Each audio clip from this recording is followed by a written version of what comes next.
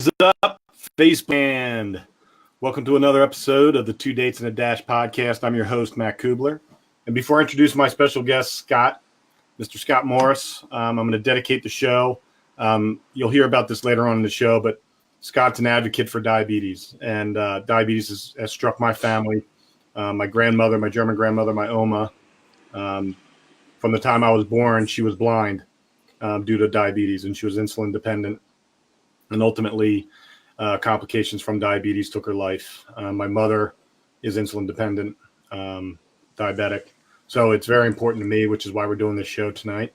So I'm dedicating this show to my mom and my Oma and to anybody else who's suffering or has someone suffering with this disgusting disease. The podcast, you can find it anywhere: iTunes, Stitcher, Castbox, Anchor, you name it, you can find it. A little bit about Scott. Scott is a West Coaster. We're not going to hold that against him. He is a real estate broker. He is a podcaster. He's a speaker, and he is a diabetes advocate. Runs a nonprofit raising money for diabetes research. And I'm just really happy to have him on. We had a chance to talk a few months back, had a really great conversation, and that's why we're here today. So without further ado, Mr. Scott Morris. How you doing? What's up, buddy? How are you? I'm doing okay. Thanks for having me. This is pretty exciting. I'm glad. I've been looking forward to this for a while. How's everything out in California? It's very un-California-like today. It's actually it rained a little bit last night, and it looks like it wants to rain again today, which is a little bit of a surprise. But other than that, it's great. That's awesome, man. So with every show, I ask one question. That's the premise. The whole thing is the show goes where it goes based on the one question and how you answer that first question. So the question I'm going to ask you is, who is Scott Morris? All right. That's a good question. So I'm going to answer that a couple different ways, and we'll figure out where this goes. First of all, I want to say I'm sorry about your Oma and your mom. So one quick answer to that question is Scott Morris is a guy who in his 50s is more excited, happier, more inspired and motivated than I've ever been at any time in my life. And we'll get into a little bit of why that is. But the other way that I'll answer the question is, and the way I often answer that question is, Scott Morris is a husband, a father, a social entrepreneur, and a type 1 diabetes advocate. And every day I'm trying to improve in those areas to lead a more meaningful life. That's awesome. Scott, before we get any further, I'm going to have you shift a little bit to your right a little bit, I believe. You're right. There it is. Perfect. I want everybody to see that beautiful face. I loved your answer. I loved how you described yourself. Let's do the low-hanging fruit. Let's talk about diabetes. Let's talk about why you're a type 1 diabetes advocate. Yep. So I often tell people that there's three events that have really transformed my life and kind of put me on this path that I never expected to be on. And one of those events was my son Ryan's diagnosis. He was diagnosed as a type 1 diabetic in 2011. My wife and I, we were like many people. I had no clue what diabetes was. Of course, I'd heard it, but I thought, like many people, that diabetes meant, no big deal, can't eat sweets. If you're a kid, you probably shouldn't go trick-or-treating, don't have dessert after dinner. And I had no clue. And but like every newly diagnosed family, you have to ramp up really quickly. And we learned very quickly that it is a very big deal. Type 1 is not type 2. Type 1 diabetes is when a person's pancreas stops producing insulin. And what I quickly learned is that insulin's a hormone that you and I and all of us need to survive. It's how we get energy from our food. And so type 1 diabetics have to take insulin either through syringes or through a pump and to survive.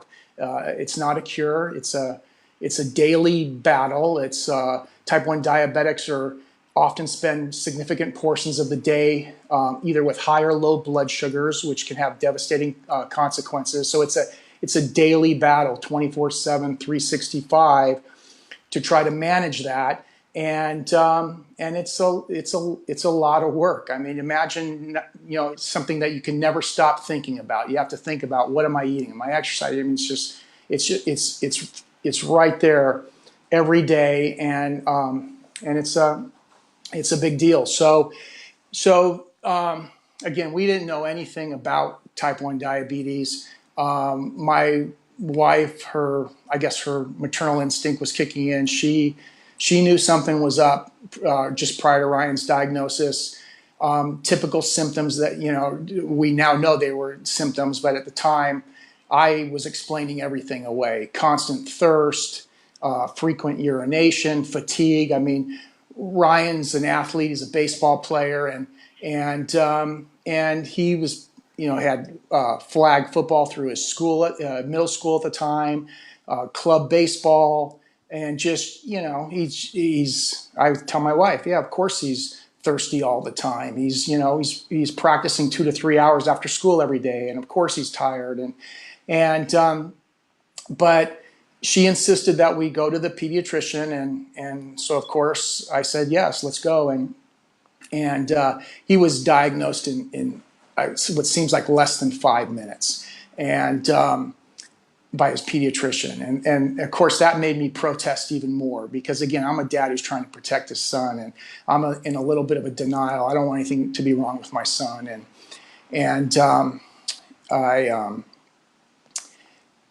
I was protesting. I said, listen, I mean, don't we have to run tests and send them off to a lab, and we find out in a few days, and don't we need a second opinion? And you quickly learn that they're operating in familiar territory. And so I remember his pediatrician, great guy, says he needs to get to Children's Hospital. And I said, and again, I was probably still in denial and probably a little bit of a knucklehead, and it was a Friday, and I said, sure, we're in town, the next several days, absolutely. If that's what we need to do, well, how do we set that up? And he looked at me with, and gave me his best, you're an idiot glance, with still trying to be respectful and sensitive to what I was about to go through. And said, you don't get it. You're going right now. Excuse me 1 second. So that was like a gut punch. And so we got down to Children's Hospital, and my wife and I, we were in the emergency room with Ryan when he was admitted, and he was asked to change into a hospital gown. And we're in the room with him. He's changing into his gown, and our jaws just must have hit the ground, because Ryan looked like he'd lost 15 or 20 pounds, literally overnight. And I mean, you could see his rib cage. It looked like it's trying to bust out of his skin. And my wife would, later tell me that in that moment, she looked at me in disbelief, and she saw the color leave my face. And that's when I knew that all my protests were in vain, because he's an athletic teenage boy. He's exercising, working out, eating like a horse. And, he's supposed to be building muscle and gaining weight. So right there, I knew something that I couldn't explain. There was something I couldn't explain. And so I tell people that I made 2 promises that day in the emergency room. I promised that I would do whatever I could to help Ryan get better. Of course, any parent would. And I also promised that I would never allow myself to feel so helpless again. Because something that I didn't understand was attacking Ryan's body. And so that's what led me to JDRF, the Juvenile Diabetes Research Foundation, and I serve on their board of directors. I got involved in their Ride to Cure program, which was life-changing for me. And I went, it's funny, or it's just interesting, I should say, I guess, how things evolve, but I just feel like I've evolved in so many different ways. And again, there were events that led to this, and this was certainly one of them. But initially this was all about me helping Ryan get better, and this was my personal life. And it got to a point where I thought, you know what, I'm one person, and these, I need to figure out how I incorporate this into my business. And luckily, I'm self-employed, and eventually I transformed my business to also include social purpose. Initially, it was going to be just about JDRF, and then it was about other things as well, because I realized that although type 1 diabetes is my family story, most people have their own story and a cause or something that they're passionate about. And so it's kind of all grown from there. So that was a long answer. Does that? Absolutely. So, Yeah. first of all, there's no long answer in my show. You're going to talk for 56 minutes, and I would have sat here just listening to you and enjoying your conversation. So, that's the beautiful part about my show is that there is no time limit. There's no set answer, ending, and beginning of the next question. So, Well, then your show's made for me, because I have a tendency to be long-winded and ramble. So it sounds like this show was made for me. well, I'm battling allergies and a sinus infection. So I have a cough drop in my mouth. There may be times when I mute and cough and blow my nose. So if anybody gets wondering what's happening here, I'm battling the seasonal allergies of Pennsylvania, which are on full effect right now. But so one thing that jumped out at me was how life can sort of throw you a curveball, and you almost get judged by how you handle that curveball. And life's cruising along. You're self-employed. Your son's doing great. He's an athlete. You're enjoying being a father and being a husband. And all of a sudden, someone rams something in your face that you're not ready to handle, which is that denial part you talked about. There's no way my son has a disease, Right. and then all of a sudden he does. And how do you handle that defines you. And it's Right. Some people will continue to be in denial and not really address the situation or find a solution to the problem and then create something from it like you did. Other people hide and not really handle it. And I know a lot of people who have kids with type 1 diabetes. And I know some of them have taken up the charge and tried to bring awareness, and whether it's through participation in JDRF events or starting their own nonprofit. Some people do nothing. Yeah. And I think it's the people that take action that find the most rewarding component to this, because you get to be around other people who are experiencing the things that you're experiencing. How has your journey into being an advocate and participating on a national level in solving the juvenile diabetes problem, how's that influenced your personal life as a whole, as far as how you parent, how you are a husband, how you are as a friend and a father and a businessman? Yeah. So it's really interesting, and I'm still trying to wrap my head around the whole thing in many ways. And it took me a while to get comfortable with what I'm about to say. And I think I mentioned, and I tell people that there's three events that I feel really kind of transform my life, and two of them, including Ryan's diagnosis, are things that I wish never would have happened. But as I mentioned earlier, I feel just more inspired, motivated. I feel like I'm a better human being than I've ever been at any other time in my life. And let me be really clear. If that sounds like I'm patting myself on the back, I'm not. I'm like everyone else. I've got a bunch of failures and mistakes and so forth. But I feel in many ways that I'm better than I've ever been, and I owe part of that to these two events, including Ryan's diagnosis, things I never wish would have happened. And when I first started thinking that way, I had a real problem with it at first. I had to kind of wrap my mind around that.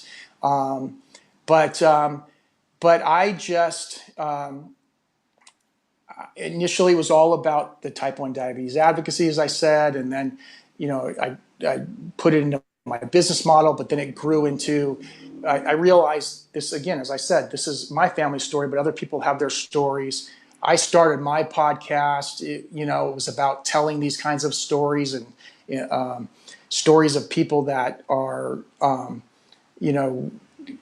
trying to make a difference in the world and a difference in other people's lives. And I find them to be incredibly inspiring. I'm talking about other people. I'm not talking about myself. And I find it to be incredibly inspiring.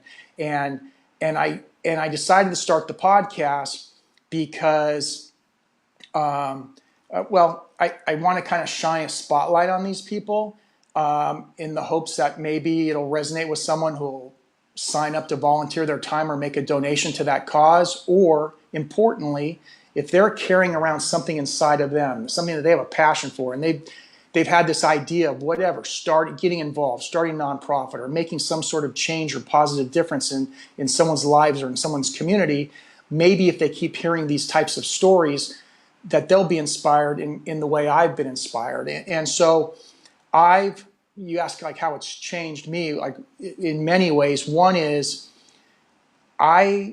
when I got involved with JDRF, and especially when I got involved in their Ride to Cure program,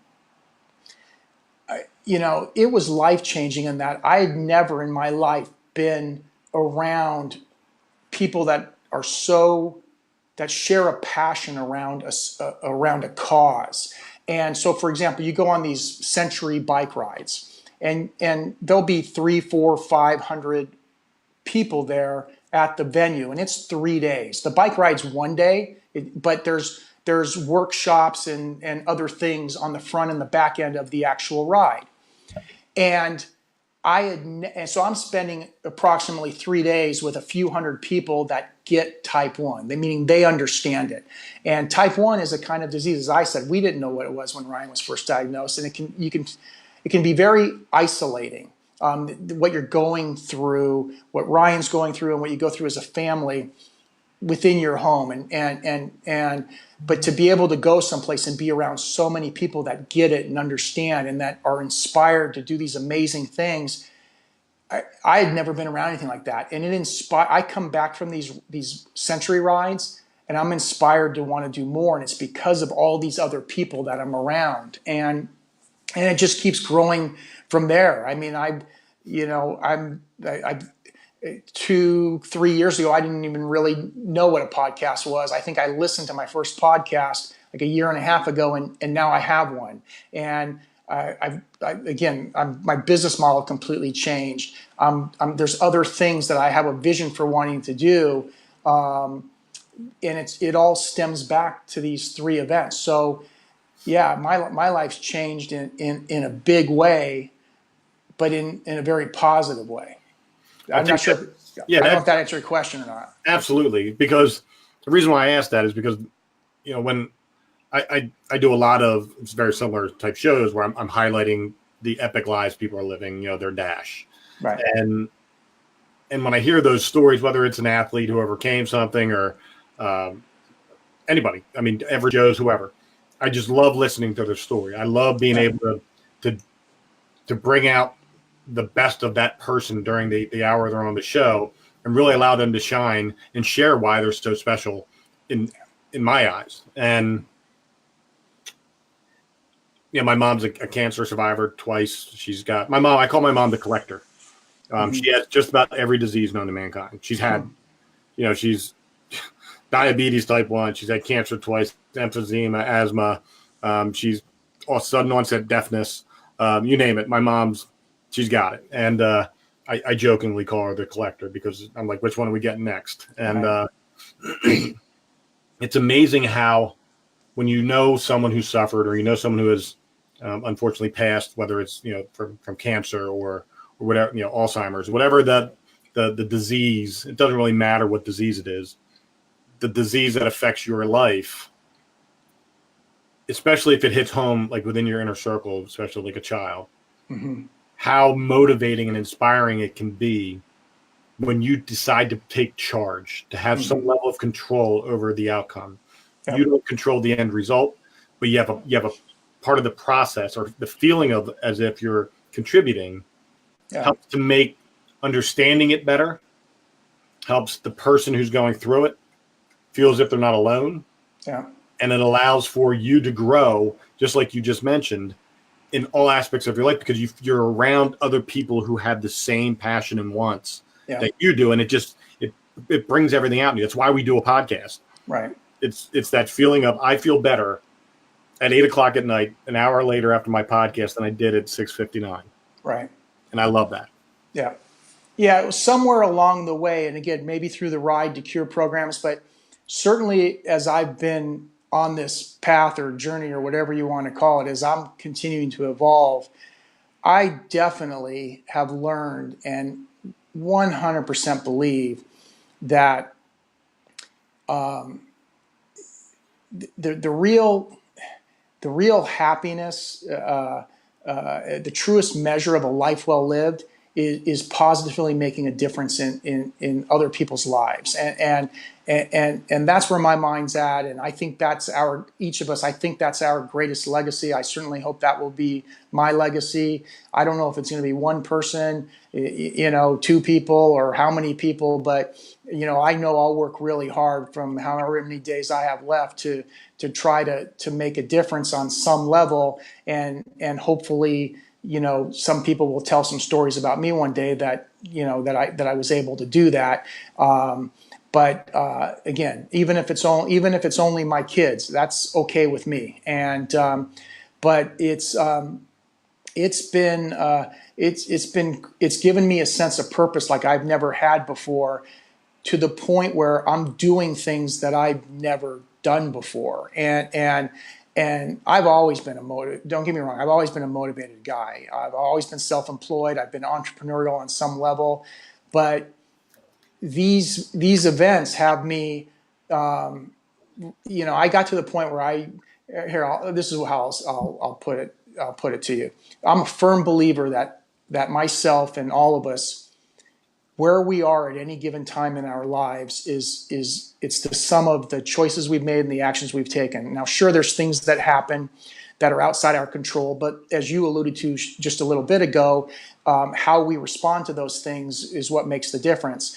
But where we are, for the most part, is choices and actions that we've taken. Now, if I believe that, and I do, then I also must believe that going forward, my choices and my actions will matter. And so when I got to this point where I thought, you know what, I want to make a difference, I started creating this vision for what I wanted my life to look like. I realized that I needed to, if I was going to be somebody different, then I had to start doing something different. And for me, that was really building like structure and framework into my life. And I've kind of nerded out on that whole thing. I mean, as far as vision and core values and purpose and goals and action steps and, all a framework or a playbook, whatever you want to call it, for building this life that I'm trying to build. And I'm at the point now where I'm even in my mind now, I'm starting to think, well, wait a minute, part of my making a difference is how can I do I create some sort of, leadership academy, mentoring program, something where I'm telling these stories and I'm, like, for example, values. We all have values, but my experience is most of us, including me, we don't spend enough time or any time really thinking about them. And that's sometimes why we have trouble meeting our goals, because, we could be really good at goal setting and we could do, you've heard of SMART goals and BHAGs and that those are all important best practices to goal setting and to achievement. But people, where I think they trip up sometimes, is they don't align their goals to their purpose or to their values, and that's where they get tripped up. But when you align something to your values, then you break through limiting beliefs and you stretch and and it's amazing things can happen. I mean, can I tell you like a quick story like that just Please. happened? So I mentioned these JDRF rides. So my last ride was in Death Valley last year. I'll be riding later this year, but I rode in Death Valley last year, 100 miles through Death Valley, and with about 300 other riders. And when I signed up for that ride, I pretty much, I set a goal, and I kind of reverse engineered it, and I made it a SMART goal. How much do I have to train? I wanted to make sure I got to a point where I was going to be able to ride 100 miles through Death Valley, and so I was feeling pretty good the day of the ride, and for about the first 50 miles of the ride, I felt really good and really strong. Well, some headwinds, and like a persistent headwind, actually started kicking in about 50 miles in, and with these occasional gusts of crosswinds, and I was starting to cramp up a little bit, and about 70 miles into the ride, for the first time, I started having these negative thoughts, and I was wondering, do I have enough in the tank here to finish this ride? And I was really hurting. I was cramping up, and I was getting some encouragement along the way on the road from teammates and other riders. But I mean, I was hurting, and I have this on my bike, on the handlebar, I have a stem cap on my handlebars, and it says, "This is a diabetes fighting machine." And when I'm on my bike, that's what I believe. And so, when I was getting to the point where I thought, am I going to finish this ride? I started looking down at that stem cap, and I reminded myself of why I ride. And then I even started, like, under my breath out there in the desert on this highway, I'm starting to whisper, "You and me, Ryan, you and me, Ryan," as I'm riding in the desert. Is always there with me. And I started, thinking about Ryan and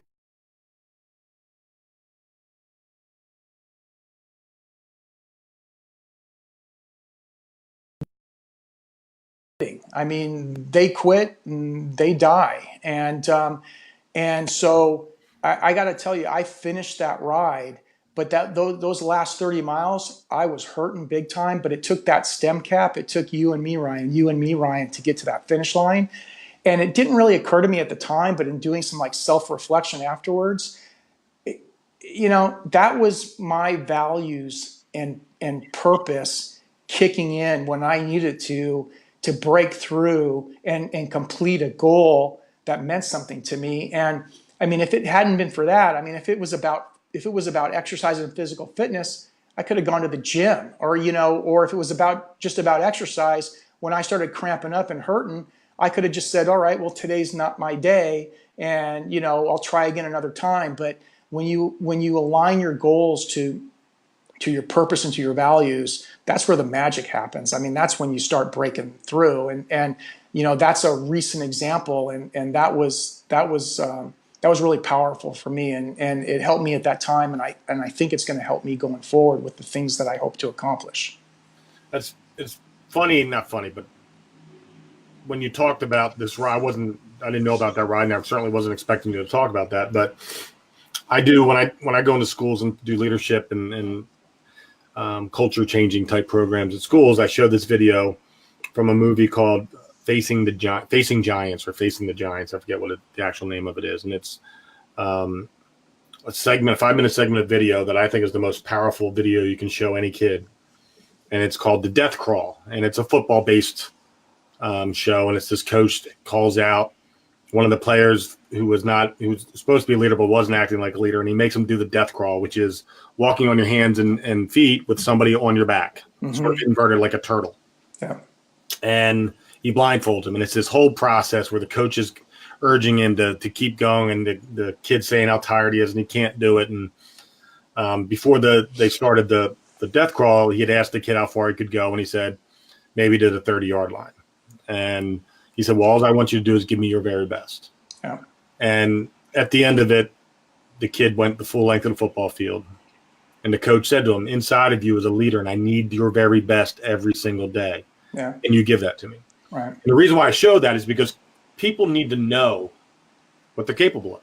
Yeah. People need to know what's inside of them. People need to know what their very best looks like. And I've been in a lot of intense career fields, and I've been basic training and airborne and SWAT and air marshals. I thought I'd done my very best a bazillion times throughout my life because I accomplished whatever it was I was accomplishing.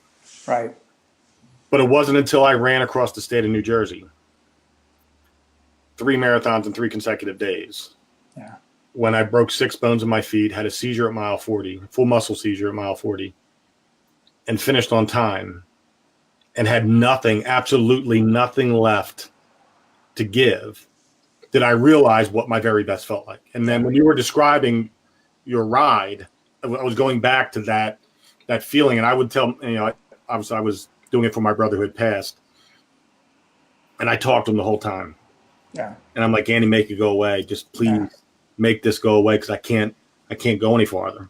Right. And I would get a burst of energy and I'd go run a couple miles and I'd stop and I'd go, Andy, I can't take another step. And then I'd get a burst of energy and I'd run a couple more miles. And I never walked one step. Yeah. And for me, once you know what that feels like, I may never duplicate that ever again. Yeah. But I know what my best looks like. Yeah. Yeah. And I think having that knowledge is very important. Yeah, no, that's awesome. Thanks for sharing that. And yeah, it's incredible. And I think what I now believe is that, first of all, I think that we all should be on a journey to try to always grow, always evolve, always kind of aim higher and try to, challenge those comfort zones and challenge those ceilings. Because you're right, we don't really know what we're capable of, but I do believe each one of us is capable of a great deal, more than we even really know. And I also believe that all of us, every single person, has some sort of, call it whatever you want, a gift, a skill set, strengths, a superpower, whatever you want to call it. Everyone has something that has the ability to help someone else, and you can, and meaning each one of us can make a difference in someone else's life. I mean, you talk about your mom. I mean, and what some things that she's had to go through. Well, and I haven't had the pleasure of meeting your mom, but maybe she knows this, maybe she doesn't. But I guarantee you, there's somebody that's just starting to go through something she's gone through, and is maybe scared or whatever. And your mom is that person that can, if they knew each other, can kind of help her through that and make a difference. And so, I think we all need to know that there's something there. We have the ability to make a difference in someone else's life.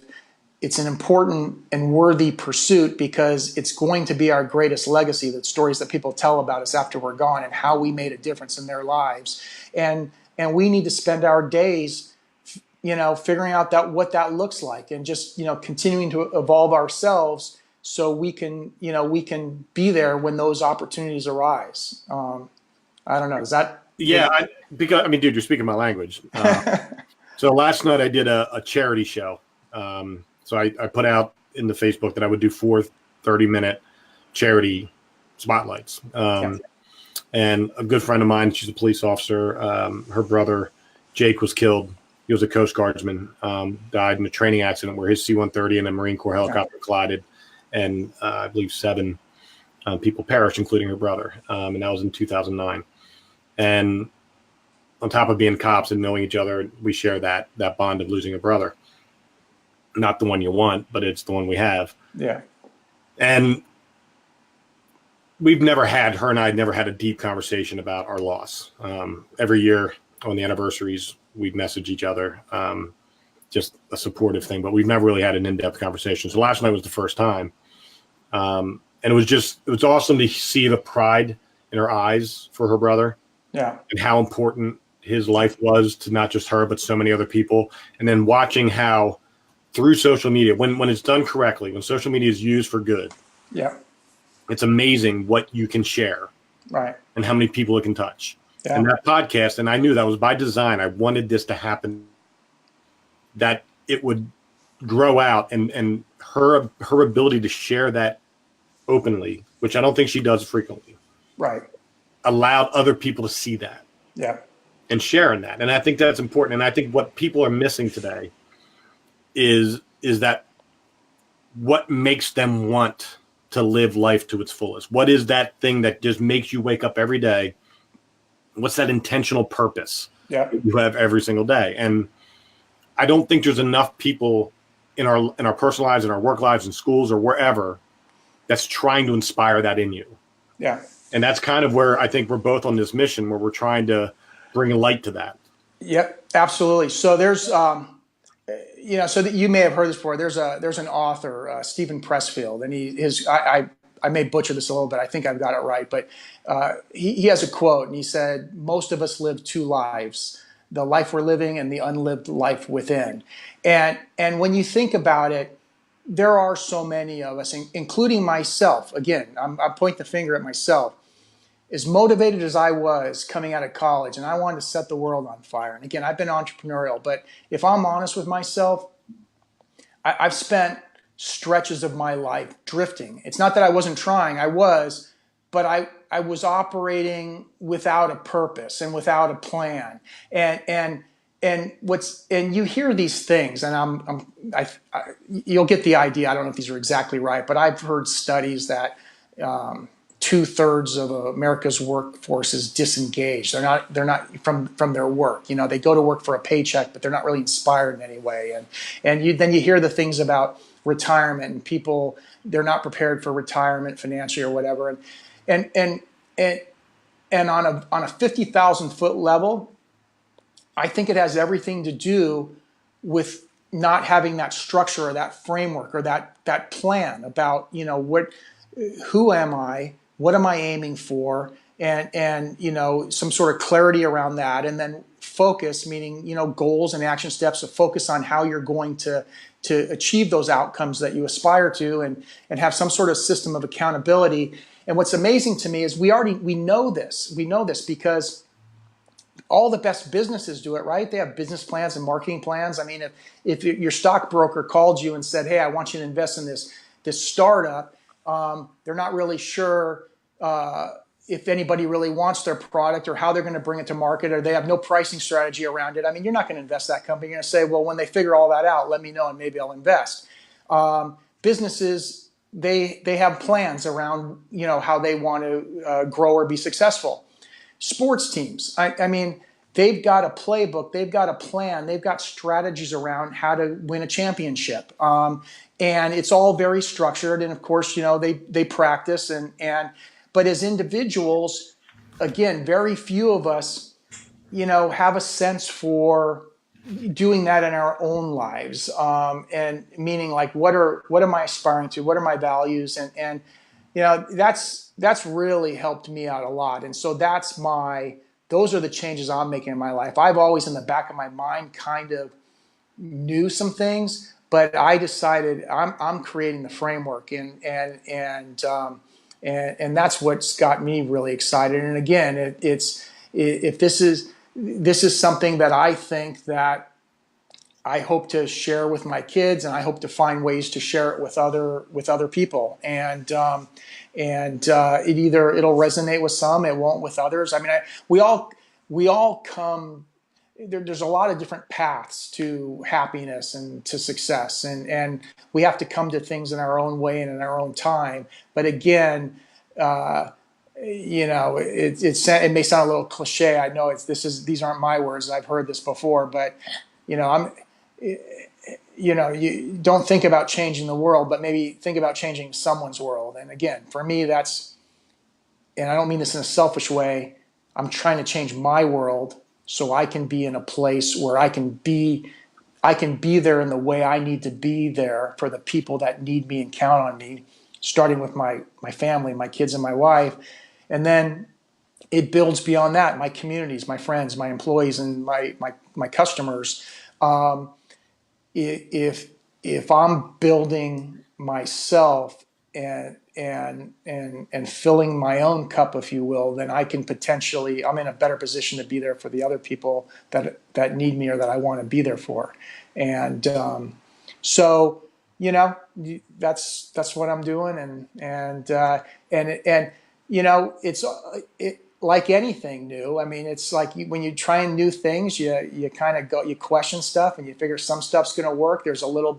Sometimes there's a little bit of fear, requires a little bit of, vulnerability and maybe a little bit of courage. But, I just like with I don't know about you, with your podcast, but with my podcast, I got really fired up about it. And then, you start kind of having this negative self-talk, like, oh, who's gonna listen? And then, so something occurred to me that really helped me with mine, or actually two things I'll tell you. This is related specifically to the podcast. One is I started thinking about it as almost like an online journal for my kids. And when I looked at it that way, I thought, this is really cool. Like, because previous generations, they may have like photo albums, right? I mean, we all have our pictures, but they'll have photo albums. And that's your go-to when you're trying to remember a loved one that is no longer with us, right?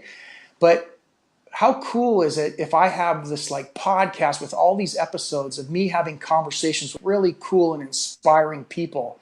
And one day when I'm gone, whether it's my kids or whoever it is, and they want to hear their dad's voice and kind of be reminded of stuff that their dad was trying to do, they just need to go to this library of podcast episodes. And when I started looking at it like that, I thought, yeah, man, I'll put the time in for this. I mean, that's a big motivator for me. And then the other thing is, I was a little too worried about being successful and how many downloads. And I started thinking, again, this isn't, I'm just going to do what feels right. And if my kids are the only one that it ever touches, then that's perfectly fine with me. And then when I would get like 25 downloads or 50 downloads, my initial reaction used to be like, oh, that's kind of disappointing. Because I'm thinking this is like this is something that people across the world could potentially have access to. And I'm thinking 25 people. But then I reframed and I said, you know what? If somebody said, Scott, there's 25 college students and you can go talk to them for 45 minutes, that would be a home run to me. I would jump at that opportunity if I felt that it would be worthwhile to them and I could add value on some level. So then I started thinking, well, if I'm willing to, if I could get excited about speaking before 25 college students, why wouldn't I be excited about the fact that 25 people downloaded a podcast and heard a message? It's funny you say that, and it's like you're reading my mind a little bit. So, on two things, both points that you were talking about. One is about the legacy and being remembered and having an audio, video opportunity for your kids to go back and listen to you after you're gone. So, obviously in 1989, when my brother died, there wasn't a whole lot of audio options other than cassette tapes. Right. So I have a cassette tape of my brother's voice, of him reading to a woman that we would go to the beach in Delaware, and we had this farmhouse a couple blocks off the beach that we'd rent the first floor, and there was another family that always rented the same week we did. And there was an older grandmother who took a liking to my brother, and my brother would send, they would read a book together, mm-hmm. and he would audio tape because she wanted him to practice speaking because he stuttered so poorly, so badly that she wanted him to work on reading or telling her through audio tape about the book. Yeah. So I have a copy of that, of one of his tapes. And it made me think of when you mentioned that's kind of a really cool byproduct of this that I never really thought about, that the podcast, and especially doing video podcasts, that, for whatever happened tomorrow is my last day, there's a library of conversations that my kid's father and my wife have of me. And isn't that cool? I think that's cool as shit. Yeah. Number one. Number two, when you talk about legacy, so the tagline of my speaking business is living a life of selfless service worthy of remembrance. Mm-hmm. And that derived from when my brother died. He was autistic and stuttered, and he didn't have very many friends, at least not in the framework of where I had exposure to my brother, which was every day of his life, except for 4 summers from the time he was 16 to 20. And he would go away to this Christian camp. And I didn't go to this camp, and I didn't know any of the people there. I knew 1 or 2 people. And when my brother passed, there were about 1,000 people at the church. And I remember distinctly sitting in the church thinking to myself, who the hell are all these people? And how do they know my brother? Yeah. And it turns out that these are all people that my brother had touched. And when I was so angry for 13 years after my brother died, thinking that God took him too soon, what I found out after that 13-year period, and had I paid attention, I would have known it prior, that my brother touched more people than I could have ever imagined. Yeah. And the life that he lived in the camp, summers at the camp, was completely different than the world that he lived with me. Yeah. And I didn't know that person well. I didn't know that brother. I didn't know him. I should have, had I gotten out of my own feeling of that I'm his protector and then I have to keep him safe. Instead of learning who my brother was and seeing him for who he was, I just had a role that I was playing. Mm-hmm. Mm-hmm. And I don't ever want, when I die, to anyone ever sit in a church pew to look around and go, who the hell are all these people and why are they here for Matt? All right. Like, I want everyone to know my story. I want them to know every detail, and I want it to mean something. So when you talk about your legacy and what you want it to be, that's literally what I wake up every morning for. And if that's selfish, I'm selfish then. Yeah. I want my impact to have such a profound place in this world that if my days end tomorrow or if they end in 30 years, that there's a room full of people willing to stand up and say I was a good person and I meant something. So It means something to me when you say that. Yeah. Yeah, no, listen, that's another thing. Again, whenever you're going through something new, I mean, it's going to feel a little different, sometimes maybe even a little bit awkward. And yeah, that whole thing, I mean, with, I talk about and advocate about selflessness and service and making a difference in other people's lives. And then it really took, and I'm still trying to get comfortable with this, but this whole idea of, well, like one of my value areas is self, and it felt funny, it felt awkward, and this idea of self love, and I realized that, again, as I said before, if I'm broken, I mean, hey, we're all broken in certain places, and we all have our our things that we need to confront and get comfortable with and maybe grow from. But I certainly do. And so, but I realized that, again, as I had said before, that there's no doubt in my mind, I want to be 100% there for my kids and my wife. And I want every day that I can possibly have, on this planet to keep trying to be that person. But it, and so of course I know that, and I'm sure many of your listeners would nod their head and say, well, yeah, of course, and they're the same way. But I really realize that that it can't just be something that I say, that, I've got to really work on myself to be able to be that person. And so I do. I mean, part of it's not selfish and it's not narcissistic. It's just, it's necessary, and it's something that should be worthy. All of us should, always try to challenge and as you had mentioned earlier, I mean, just like try to figure out what our full potential is, and we have to do things, we have to learn new things and do different things, and that's exciting, and so anyway, it's so I feel like I've been growing in many ways, and I know that still, if being completely humble, and transparent, maybe you could write a book on what I know, but you can fill a library on what I don't know, and that's okay. That's the way it should be. I mean, how boring would life be if you had everything you ever wanted and you knew everything I mean, it's exciting to get up every day because there's new things to discover about yourself and about new ways to help other people and make a difference. So that's kind of the approach I try to take.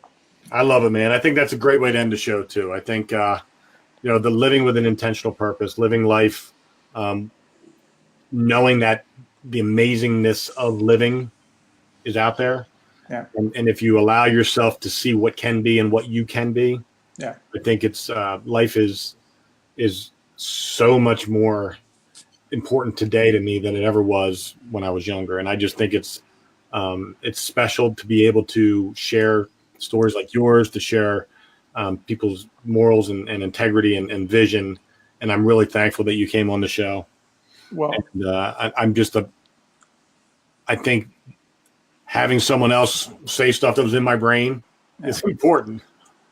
yeah. Well, I mean, here, try this on and wear this. Wear this. So, I mentioned before about how inspired I was, like with my JDRF ride teammates, and coming back from those rides, inspired to want to do more.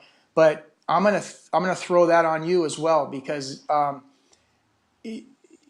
thank you for having me on the show. Thanks for everything that you're doing. I mean, you and I are talking right now because I found you and was inspired by you enough to pick up on a phone. And I normally don't do things like that. And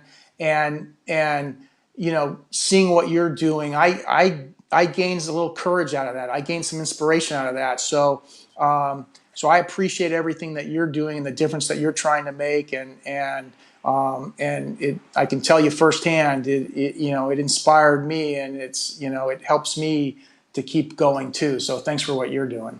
Thanks, buddy. I appreciate that. Yeah. Hang tight. Don't go anywhere. I'm going to close the show, and then you and I are going to talk a little bit more. Okay. Thank you, everybody, for watching another episode of the Two Dates in a Dash podcast. I'm your host, Matt Cubbler. Again, this is my special guest, Scott Morris. Please subscribe to his podcast. What is the name of your podcast, Scott? It's Dreaming of Cooperstown. And we didn't get into the baseball part, but Dreaming of Cooperstown is a metaphor. Baseball fans know that the Hall of Fame is in Cooperstown, New York. It's where the elite baseball players live on forever. Dreaming of Cooperstown is a metaphor for achievement and trying to learn to lead a meaningful life. Awesome. So please subscribe. Go to iTunes or anywhere else that you listen to podcasts. Subscribe to his podcast. If you want to help with the Juvenile Diabetes Research Foundation, please go to that website and donate and learn more. If you want to participate in the rides, please do that. Again, Scott, thank you for being on the show. Everybody have a great night, a great week, and God bless. Go out and be kind to one another.